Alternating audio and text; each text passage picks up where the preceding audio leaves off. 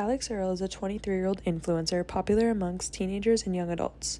She gained her fame through the social media platform TikTok and has expanded her following to other apps.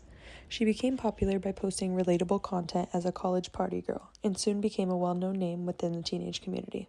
She relies heavily on the use of language that is present in her younger audiences to keep up her relatable persona, despite most people not being able to truly relate to her. When looking at her gender, Alix has feminine interests that appeal to her female-dominant audience. She enjoys posting herself getting ready, focusing on her makeup, hair, and clothes. While promoting her merch on her podcast, she often uses suggestive language that is prominent in females. A male would use demanding language, saying something like, "Go buy my merch down below," while Alix, being a female, says, "The merch is linked below," suggesting her audience to view it instead of demanding it. This is in support of Deborah Tannen's theories on female versus male speech patterns. Alix often uses rapport and focuses on her feelings while posting content leaning towards typical female language. Being a young woman in her early 20s, Alix is at an age that makes it easy for her to be relatable to a wide variety of audiences.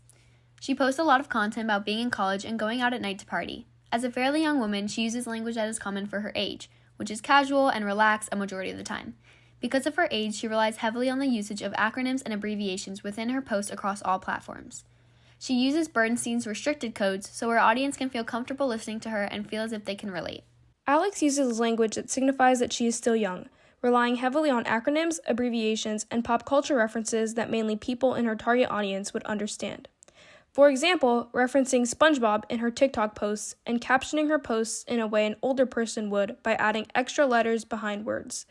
She also uses abbreviations like GRWM that older generations would likely not understand. She keeps her older audience engaged by posting content that is normal for someone her age, going to parties, going out with friends, and content about her boyfriend. However, her language in these posts is not very much, as even her older audience can still engage with the language that she uses. Alix was born into a fairly wealthy family. Although she does not speak much of her past, in the few instances that she has, it is clear that she has led a privileged life even as a child. Her privilege is clear within some of Alix's utterances and posts as well, as she speaks in a way that most young privileged women speak. When Alix interacts with her fans, specifically in a giveaway setting, she speaks about the items that she is going to give away like they are not a big deal, when in reality, these items are extremely valuable. She also speaks of things such as getting a boob job, a luxury most people cannot afford. In these examples, her utterances are not very long, an example of Bernstein's restricted codes, which is more commonly seen within people of lower class. It is possible she speaks this way in order to try and relate with her audience, who cannot necessarily relate to her privilege by using language that is more commonly used. Alix often uses language diverged from other generations. She's famous through social media platforms that are dominated by a younger audience. Those of older generations do not typically understand the influence of social media, so they do not follow creators who have fame on those platforms. Alix captions her posts and speaks in a way that is very specific to those active on those apps. She uses slang like hangry and acronyms that will not be understood by older people or people who are not active on social media. This creates divergence from those other generations and convergence to the group that follows her.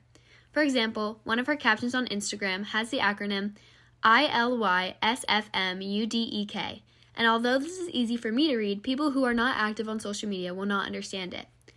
Alix will also reference song lyrics like "A Little Party Never Killed Nobody" and memes in her captions that are popular with teenagers and young adults.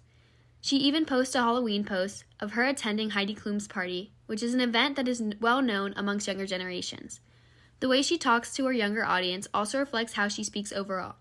She is a part of that generation, and it reflects in the terms and vocabulary she uses.